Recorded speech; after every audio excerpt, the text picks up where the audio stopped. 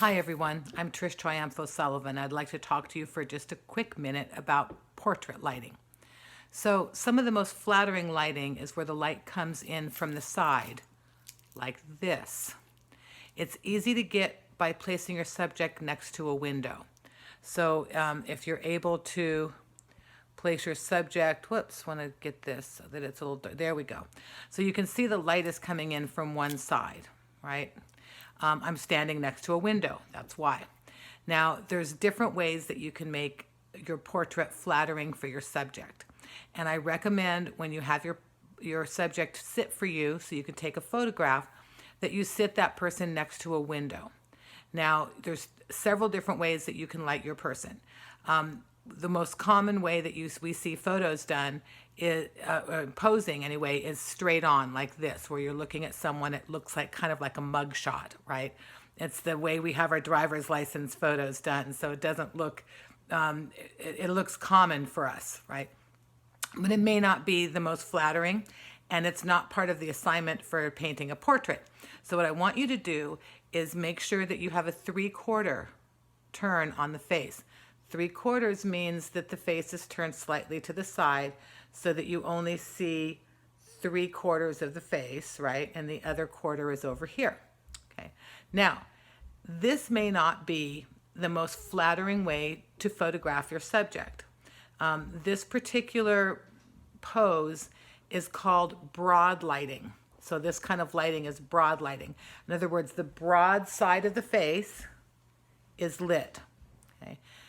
If I turn my subject this way, it's called short lighting.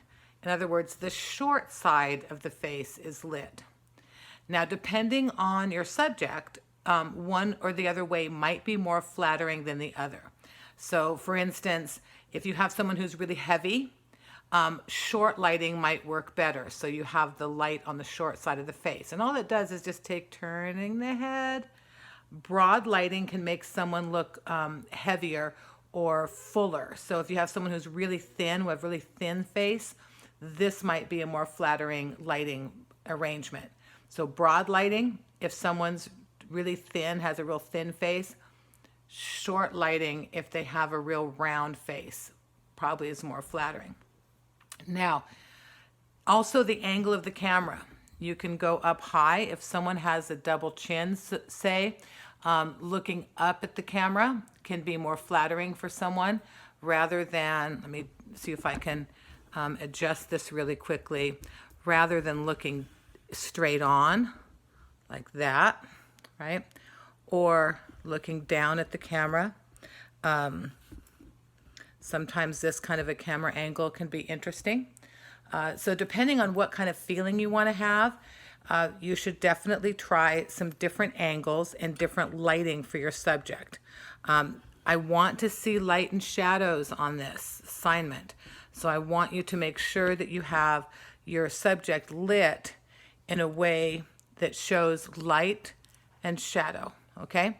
So that's the lighting assignment for, or the lighting lecture for your portrait assignment in painting. Thank you very much. See you in class.